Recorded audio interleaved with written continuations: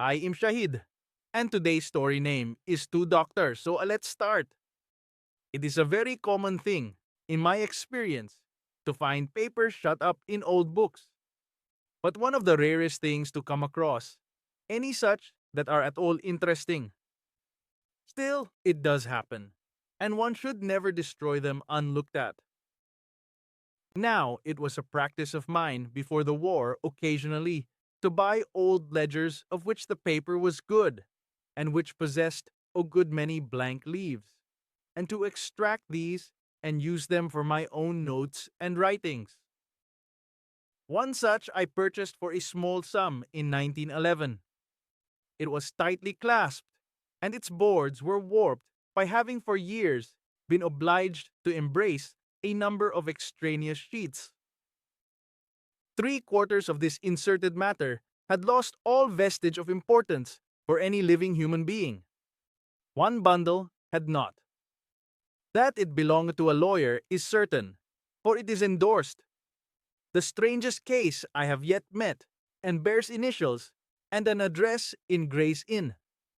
It is only materials for a case, and consists of statements by possible witnesses. The man who would have been the defendant or prisoner seems never to have appeared. The dossier is not complete, but such as it is, it furnishes a riddle in which the supernatural appears to play a part. You must see what you can make of it. The following is the setting and the tale as I elicit it. Dr. Abel was walking in his garden one afternoon, waiting for his horse to be brought round, that he might set out on his visits for the day. As the place was Islington, the month June, and the year 1718, we conceive the surroundings as being countrified and pleasant. To him entered his confidential servant, Luke Jennett, who had been with him 20 years. I said I wished to speak to him, and what I had to say might take some quarter of an hour. He accordingly bade me go into his study, which was a room opening on the terrace path where he was walking, and came in himself and sat down. I told him that much against my will, I must look out for another place. He inquired what was my reason, in consideration I had been so long with him. I said if he would excuse me, he would do me a great kindness because this appears to have been common form even in 1718. I was one that always liked to have everything pleasant about me. As well as I can remember, he said that was his case likewise, but he would wish to know why I should change my mind after so many years. And, says he, you know, there can be no talk of a remembrance of you in my will if you leave my service now. I said I had made my reckoning of that. Oh, no, then, says he, you must have some complaint to make, and if I could, I would willingly set it right. And at that, I told him, not seeing how I could keep it back, the matter of my former affidavit and of the bedstaff in the dispensing room, and said that a house where such things happened was no place for me. At which he, looking very black upon me, said no more, but called me fool, and said he would pay what was owing me in the morning. And so, his horse being waiting, went out. So for that night, I lodged with my sister's husband near Battle Bridge, and came early next morning to my late master, who then made a great matter that I had not lain in his house, and stopped a crown out of my wages owing. After that, I took service here and there, not for long at a time, and saw no more of him till I came to be Dr. Quinn's man at Dodd's Hall in Islington. There is one very obscure part in this statement, namely, the reference to the former affidavit and the matter of the bedstaff. The former affidavit is not in the bundle of papers. It is to be feared that it was taken out to be read because of its special oddity and not put back. Of what nature the story was may be guessed later, but as yet, no clue has been put into our hands. The rector of Islington, Jonathan Pratt, is the next to step forward. He furnishes particulars of the standing and reputation of Dr. Abel and Dr. Quinn, both of whom lived and practiced in his parish. It is not to be supposed, he says, that a physician should be a regular attendant at morning and evening prayers, or at the Wednesday lectures. But within the measure of their ability, I would say that both these persons fulfilled their obligations as loyal members of the Church of England.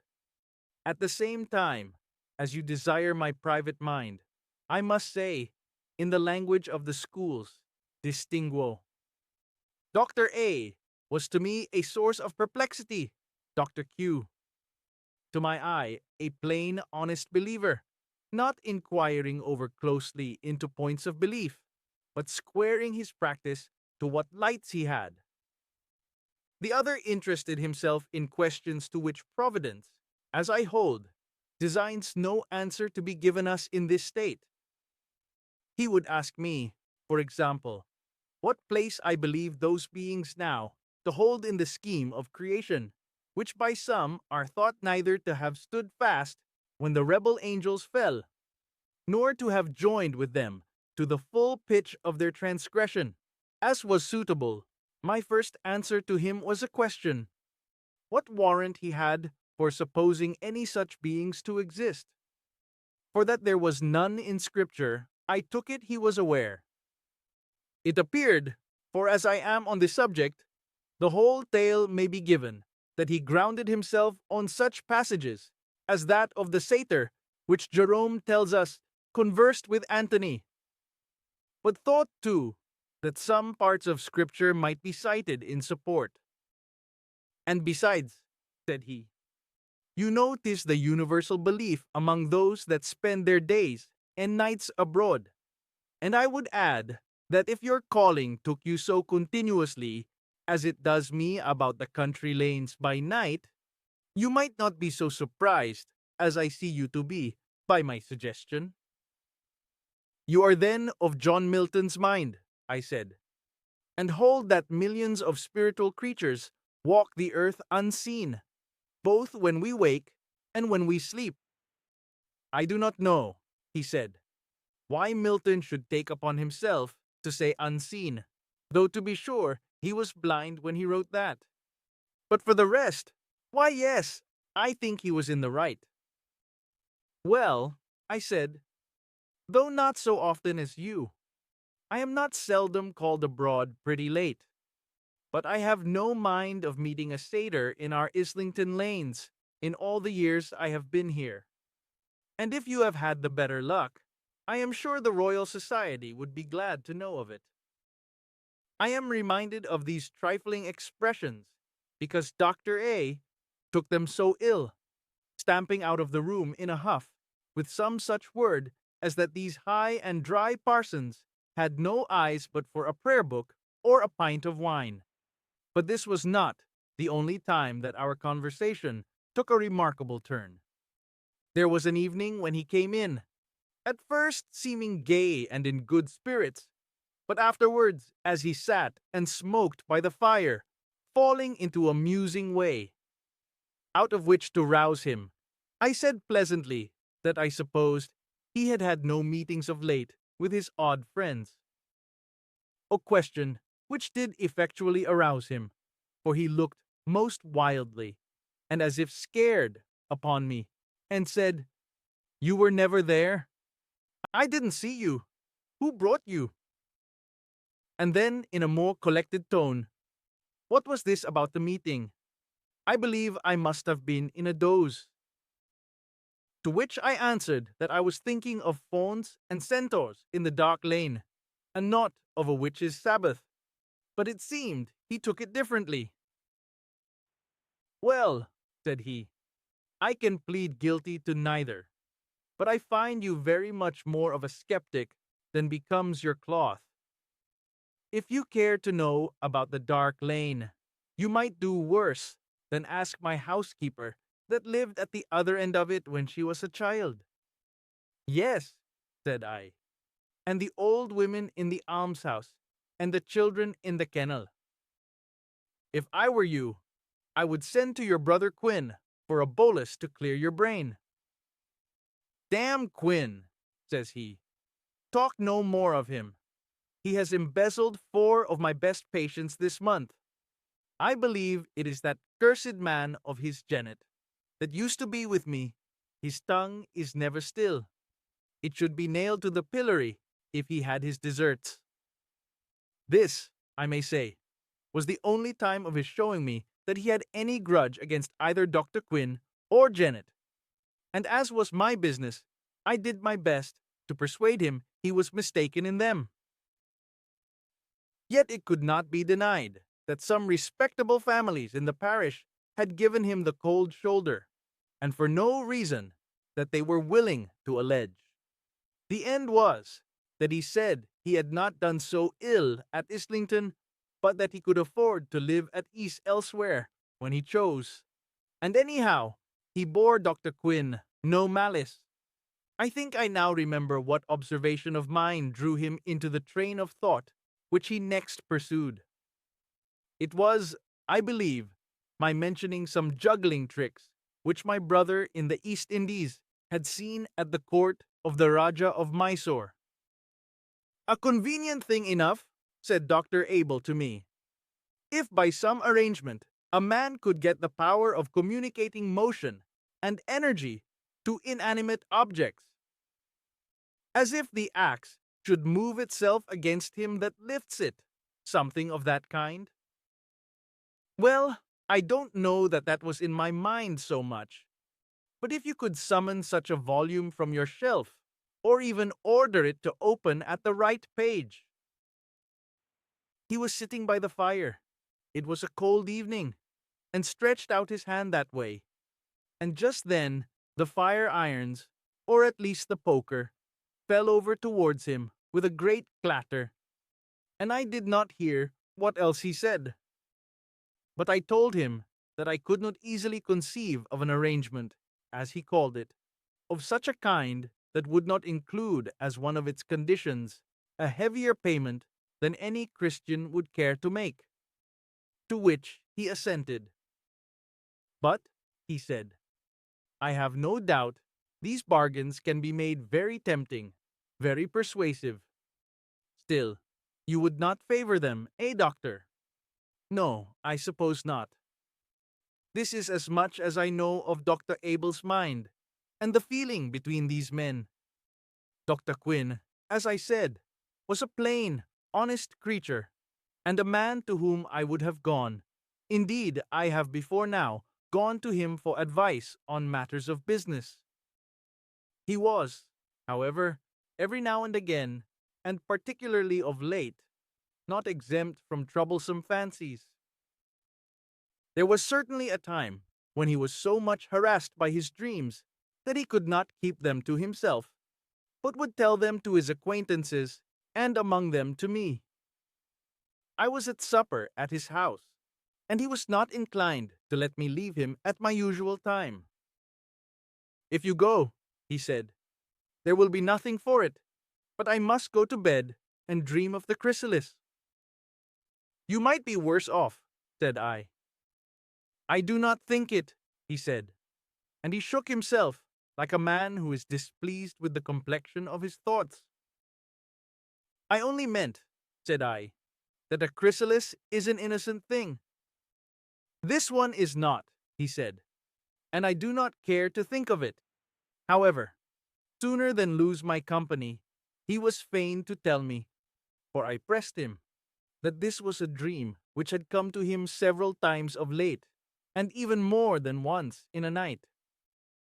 It was to this effect that he seemed to himself to wake under an extreme compulsion to rise and go out of doors. So he would dress himself and go down to his garden door. By the door there stood a spade which he must take and go out into the garden, and at a particular place in the shrubbery, somewhat clear, and upon which the moon shone. for there was always in his dream a full moon. He would feel himself forced to dig. And after some time, the spade would uncover something light colored, which he would perceive to be a stuff, linen, or woolen, and this he must clear with his hands. It was always the same, of the size of a man, and shaped like the chrysalis of a moth, with the folds showing a promise of an opening at one end. He could not describe how gladly he would have left all at this stage and run to the house, but he must not escape so easily. So, with many groans, and knowing only too well what to expect, he parted these folds of stuff, or, as it sometimes seemed to be, membrane, and disclosed a head covered with a smooth pink skin, which, breaking as the creature stirred, showed him his own face in a state of death. The telling of this so much disturbed him that I was forced out of mere compassion to sit with him the greater part of the night and talk with him upon indifferent subjects. He said that upon every recurrence of this dream, he woke and found himself, as it were, fighting for his breath. Another extract from Luke Gennett's long, continuous statement comes in at this point. I never told tales of my master, Dr. Abel, to anybody in the neighborhood. When I was in another service, I remember to have spoken to my fellow servants about the matter of the bedstaff. But I am sure I never said either I or he were the persons concerned, and it met with so little credit that I was affronted and thought best to keep it to myself. And when I came back to Islington and found Dr. Abel still there, who I was told had left the parish, I was clear that it behoved me to use great discretion, for indeed I was afraid of the man, and it is certain I was no party to spreading any ill report of him. My master, Dr. Quinn, was a very just, honest man, and no maker of mischief. I am sure he never stirred a finger, nor said a word, by way of inducement to a soul to make them leave going to Dr. Abel and come to him. Nay, he would hardly be persuaded to attend them that came, until he was convinced that if he did not, they would send into the town for a physician rather than do as they had hitherto done. I believe it may be proved that Dr. Abel came into my master's house more than once. We had a new chambermaid out of Hertfordshire, and she asked me who was the gentleman that was looking after the master, that is Dr. Quinn, when he was out, and seemed so disappointed that he was out. She said whoever he was, he knew the way of the house well, running at once into the study, and then into the dispensing room, and last into the bedchamber. I made her tell me what he was like, and what she said was suitable enough to Dr. Abel. But besides, she told me she saw the same man at church, and someone told her that was the doctor. It was just after this that my master began to have his bad nights, and complained to me and other persons, and in particular, what discomfort he suffered from his pillow and bedclothes. He said he must buy some to suit him, and should do his own marketing, and accordingly brought home a parcel which he said was of the right quality, but where he bought it, we had then no knowledge, only they were marked in thread with a coronet and a bird. The women said they were of a sort not commonly met with, and very fine, and my master said they were the comfortablest he ever used, and he slept now both soft and deep. Also the feather pillows were the best sorted, and his head would sink into them as if they were a cloud, which I have myself remarked several times when I came to wake him of a morning, his face being almost hid by the pillow closing over it. I had never any communication with Dr. Abel after I came back to Islington, But one day, when he passed me in the street and asked me whether I was not looking for another service, to which I answered, I was very well suited where I was. But he said I was a tickle-minded fellow, and he doubted not he should soon hear I was on the world again, which indeed proved true. Doctor. Pratt is next taken up where he left off.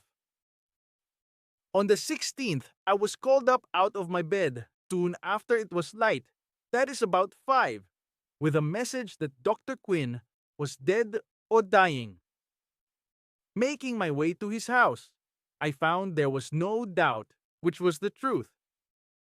All the persons in the house, except the one that let me in, were already in his chamber and standing about his bed, but none touching him. He was stretched in the midst of the bed, on his back, without any disorder, and indeed had the appearance of one ready laid out for burial. His hands, I think, were even crossed on his breast. The only thing not usual was that nothing was to be seen of his face, the two ends of the pillow or bolster appearing to be closed quite over it. These I immediately pulled apart, at the same time rebuking those present, and especially the man, for not at once coming to the assistance of his master. He, however, only looked at me and shook his head, having evidently no more hope than myself that there was anything but a corpse before us. Indeed, it was plain to anyone possessed of the least experience that he was not only dead, but had died of suffocation. Nor could it be conceived that his death was accidentally caused by the mere folding of the pillow over his face. How should he not, feeling the oppression, have lifted his hands to put it away? Whereas not a fold of the sheet, which was closely gathered about him, as I now observed, was disordered. The next thing was to procure a physician. I had bethought me of this on leaving my house, and sent on the messenger who had come to me to Dr. Abel. But I now heard that he was away from home, and the nearest surgeon was got, who, however, could tell no more, at least without opening the body, than we already knew. As to any person entering the room with evil purpose, which was the next point to be cleared, it was visible that the bolts of the door were burst from their stanchions, and the stanchions broken away from the doorpost by main force. And there was a sufficient body of witness, the smith among them, to testify that this had been done but a few minutes before I came. The chamber being moreover at the top of the house, the window was neither easy of access, nor did it show any sign of an exit made that way, either by marks upon the sill or footprints below upon soft mold. The surgeon's evidence forms, of course, part of the report of the inquest, but since it has nothing but remarks upon the healthy state of the larger organs and the coagulation of blood in various parts of the body, it need not be reproduced. The verdict was death by the visitation of God. Annexed to the other papers is one which I was at first inclined to suppose had made its way among them by mistake. Upon further consideration, I think I can divine a reason for its presence. It relates to the rifling of a mausoleum in Middlesex, which stood in a park, now broken up, the property of a noble family which I will not name. The outrage was not that of an ordinary resurrection man. The object, it seemed likely, was theft. The account is blunt and terrible. I shall not quote it. A dealer in the north of London suffered heavy penalties as a receiver of stolen goods in connection with the affair.